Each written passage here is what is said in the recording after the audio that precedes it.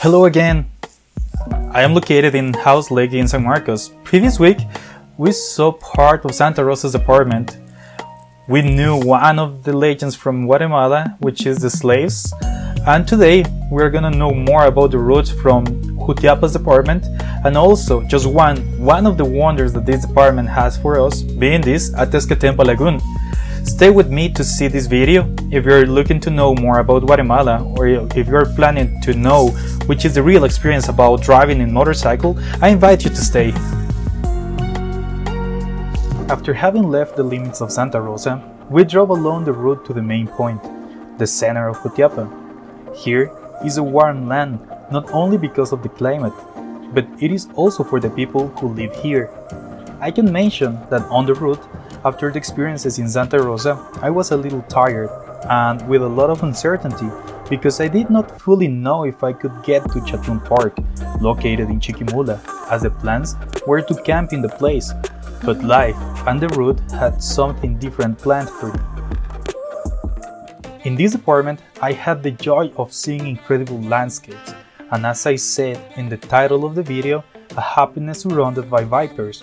Because of the experience of driving a motorcycle in different parts of Jutiapa is totally incredible. Here, I could cross through different communities of which I had not the slightest idea of what they were like.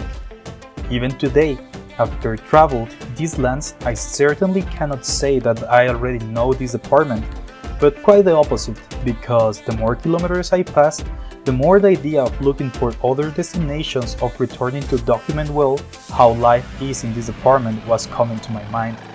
To my surprise, I didn't even know that it has some beaches on the Pacific Ocean. As I passed through the city of Amayito, it seemed like a new complex of houses, which looked very good since its beginnings. I decided to stop at a gas station to make a small technical stop, stretch my limbs, and also fly drone to capture the proximity of the border with the country of El Salvador. Here, it was one of the first unusual experiences with people that I was going to face on the trip. When I see mountains, personally, I always question myself like, would you like to know what is behind them? And while I was taking these shots, one of the security people, I'm not sure because he was not wearing any uniform, he just asked me, "What are you doing here?" He did it in a cordial way, but the detail was that the guy was carrying a pistol in his hand. Yes, he scared me a bit, but I couldn't lie, so I explained him that I was doing a documentary work about Guatemala and that I liked the place to do some shots. I explained that he saw the motorcycle with all the accessories and the boxes. Then, there was no other choice but to believe me, and he left. There was no more conversation or other unusual circumstances, but my nerves were on the edge. After the scare this guy gave me, just because I was recording, I decided to continue with the route. According to my idea, it was to cover at least 400 kilometers in a day. By that time, I had been approximately 200 kilometers. As it was already afternoon and I had not reached what I was supposed to be my destination, this is how we continued to the center of Jutiapa. It is curious because most of the departmental capitals have the same name as the department. Here in the center, I was surprised because it was not like I had imagined on the way. It was something very beautiful, colonial, and the church was something that caught my attention. Of course, like everything beautiful, there is always a duality that made me feel at risk with the equipment that I was carrying. Several people who were noticed were not from the place. They made me feel a bit uncomfortable at the time. They insisted a lot on asking the cost of the drone and the GoPro that I was carrying. A wise person told me one day, when there is a need, creativity arises. So the need to feel secure created the idea of approaching a man in the Central Park to get him a talk and thus feel a little more out of harm's way by being with someone local. This feeling gave me the opportunity to fly the drone and take these shots of the church in the center of Jutiapa. Many years ago, I lived for a season in the department of Zacapa, and I know that men in the eastern region are jealous, because if I approach a woman, I didn't know if her boyfriend was close, and that could cause me more problems. Well, that was how I decided to stick with elderly gentlemen who who could give me more information about the customs and traditions of the place, as well to listen to the words of a young crazy traveler with a half hippie spirit. After having recorded a bit, I invited the man to have a cookie and I took my stuff to continue with the trip. Here, I would like to let you know that most of the routes that I intend to take on the trip are not very transitable, and this is for various reasons.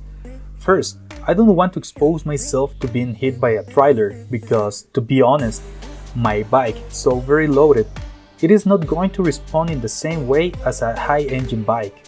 Second, I want to know a little beyond to the points that I have already visited previously. Third, where there are fewer people, there is always some mystery or a gift of nature to us. Now that you know this, I took the route from Jutiapa to Vuelta, which is more or less busy. Here, some incredible views from one of the highest points in the east offered me an amazing view of that valley. Also, I stopped to have some water and a cookie, because the stores in the rural area of the country are not like those in the capital. If you saw the difference between the previous capture and this one, it's because there are not many shots with the back camera, and that's because when I started the trip, I wanted to control all the cameras with my phone, but that caused the batteries of all of them were discharged faster than expected. Well, I had another spare camera, but also, starting to handle this type of equipment, I didn't know exactly what I was doing, so I left this camera configured in the time lapses. That is why I do not have so many shots of this department, in addition to the few that there are nice, because it is one of the few times that we are going to have something like this in this project, and due to a small error, that gives you the department and the capture its special touch. This is where we enter the famous Atezquetempa Lagoon. After having touched the border with El Salvador, the desire to cross into another country invades me. But first, the important goal, which is to know my country. The golden hour plus the feeling of happiness were my companions. I flew the drone while I was lying on the side of the road and already surrendered to have almost 300 kilometers on top and more counting. I am not lying on you. The happiness of making that trip come true, the trip that I planned for several months and which I invested valuable time of my life, made me feel an immense happiness surrounded by VIPERS. This crazy guy who took the shots with the drone and impatient, besides being a bit ignorant, since the only volcano he knew from the eastern area was the Ipala volcano. I confused it so many times with others from the place. The volcano that you see in the background is the VIPERS volcano, or Las Víboras. Something that I found very nice to appreciate is that fishermen use this daytime since the fish come out to eat and they have a better fishing than doing it in another time of the day. Thanks to that, this scene is one of my favorites on the trip. Precious, isn't it? After having enjoyed the views of the volcano and the lagoon, I had to continue down the road. I realized that if I planned to camp on the first day of the route, I had to get some food. In Shenzhou, I decided to stop and buy some shrimps to grill at night while camping to recharge myself. Buying local produce and continue with Racho the way until we reach Asunción Mita. Here in Asunción Mita again, this guy confusing all eastern mountains and volcanoes with the Ipala volcano did not realize that the volcano that he was seeing, it was the Suchitan volcano. After having crossed Asunción Mita, I stopped to buy some recitos, the way that we call snacks in Guatemala, whether they be potatoes, fried foods, and others. There, I asked the seller how much time I needed to get Chiquimula, which was the department where I planned to sleep, and well, the answer was not encouraging. He told me that there were approximately 3 hours left on the way. I did not believe it and I continued. Well, something good about this happened, and is that I crossed the Tamazulapan Bridge. And I am doing parentheses right now, and I hope not to do it in the other videos, since the research of the place as cost and others, you can find them in the article I write about each department on my website, thus leaving each link of the description of each video. The bridge is so named because in the Nahuatl language it means the river of the toads. Amazing, right? Toads.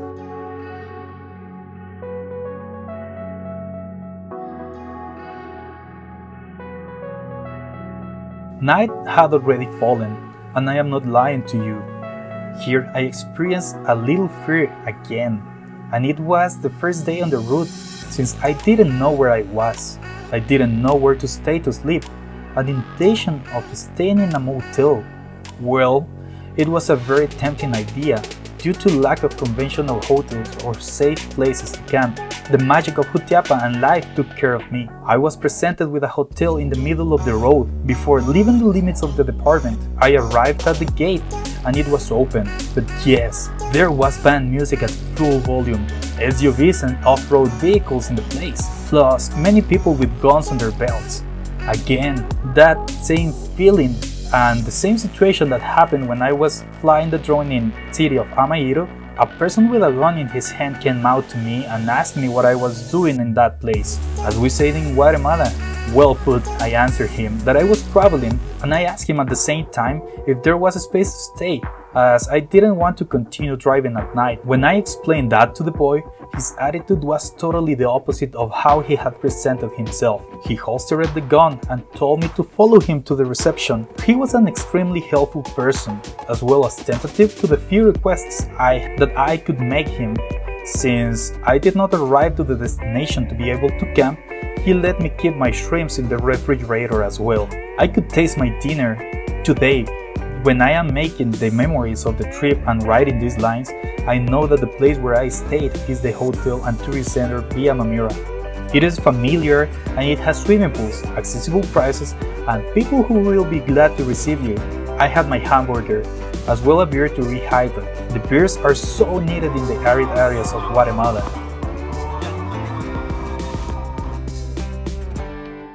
After unpacking, I began to download the memories of the day.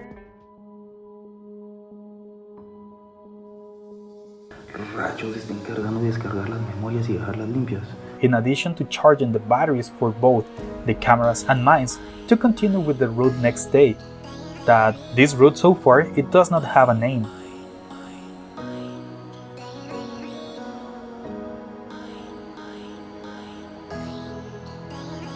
This down in the cradle of the rising sun gave me an omen of what was awaiting for me in this new life chance called day. This is how we get to the end of the first day of route and also the week's chapter. I'll wait for you next week so we can see together what Chiquimula has to offer us. If you like this video, help me by sharing it, and remember that your subscription to my channel is always well received. It is free and you will supporting me to continue with my goal in life, which is to travel and meet more people. This is with the intention to make a community of good heart people, travelers and also bikers. Thank you, and remember, I will for you next week.